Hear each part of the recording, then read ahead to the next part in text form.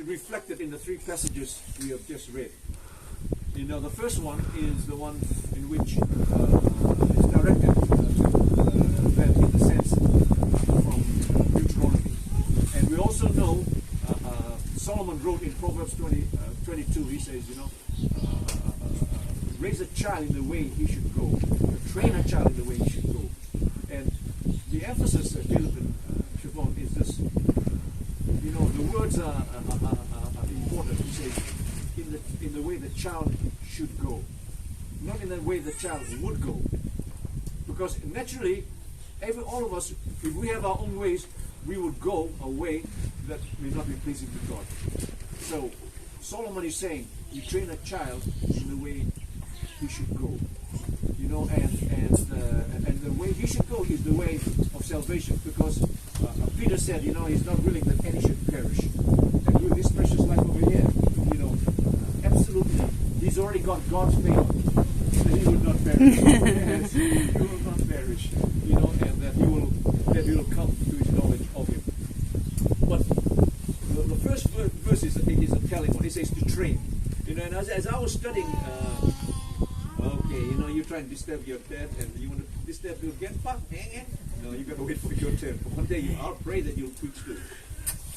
The word is train. And Caleb, the word training, I did an interesting study on it. The word training comes from the word just like a coach, but it's something more than that. You know, if I would use a modern context of it, the word train is actually be a personal trainer. You know, you have a trainer, a trainer could train multiple of people, you know, how to, on a sport. You got a gymnast or something, they train a whole team, you know, but this in a way is a personal, it talks about a personal trainer. And the personal trainer gets to know the person's weakness, the person's strength, and tailor-makes everything according to that person, to that particular person there. So that's the teaching, a personal trainer. Your dad and your mom has to be a personal trainer to you, raising you up in the way you should go. And the way you should go is the way that God will bring you, because he already got God's favor, that he's not willing that any should perish.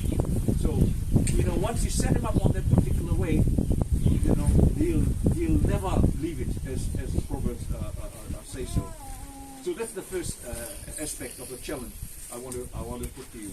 And you know, in the second aspect is actually a challenge to all of us, and it's found in the passage of Matthew 19 that Sam read, and in what Georgie said.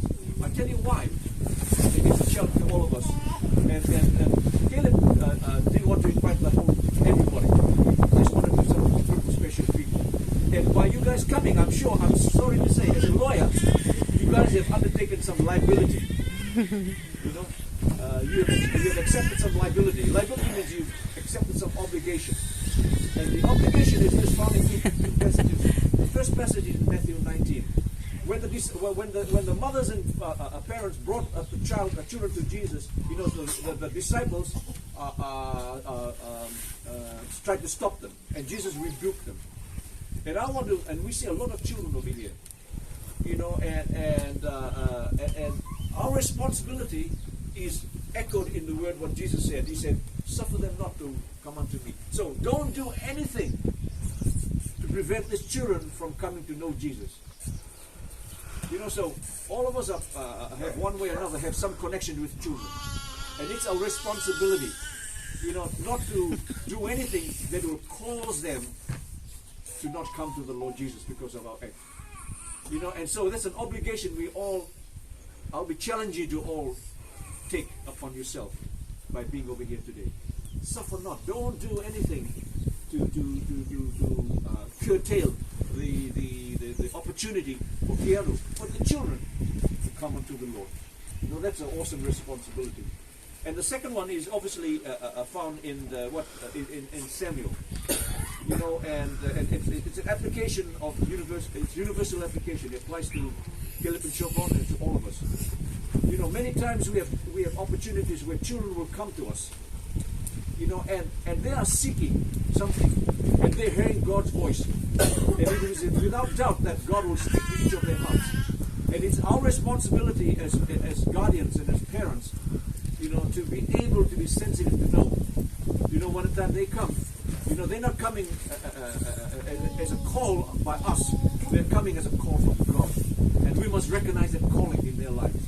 And especially in Keanu's life. You know, God will, without doubt, call to him. And one time that happens, you know, it's our responsibility to direct him to God. He said, next time you hear that call again, you say, you know, Master, your servant, you know, your servant heareth. You know, and so that's the responsibility that we all have upon us, and so it gives him the opportunity, a better opportunity to come to know the Lord than he would ever have. So I'm just really blessed, and to see Caleb and Siobhan, and to be the parents they've turned out to be, you know.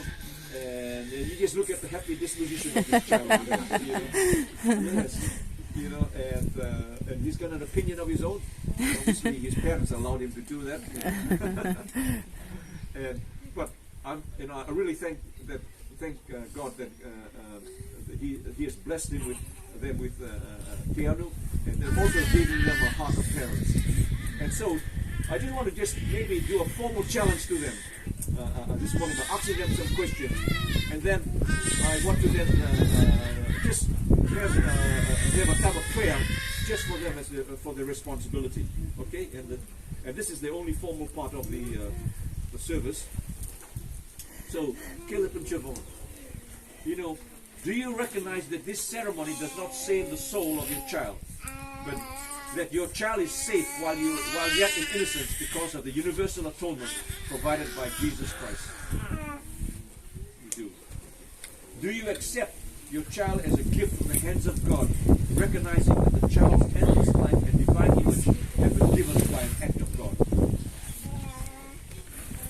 Do you dedicate yourselves as parents to bring up your child in the nurture and admonition of the Lord through words and example, encourage the child so that he or he will be at proper age most naturally come to an open confession of Christ?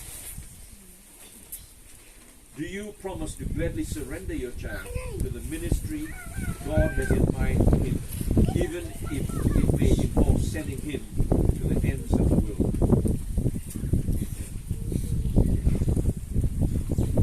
I'm just wondering if I could just have my brother Samson just to pray for Caleb and Siobhan in their responsibility as parents.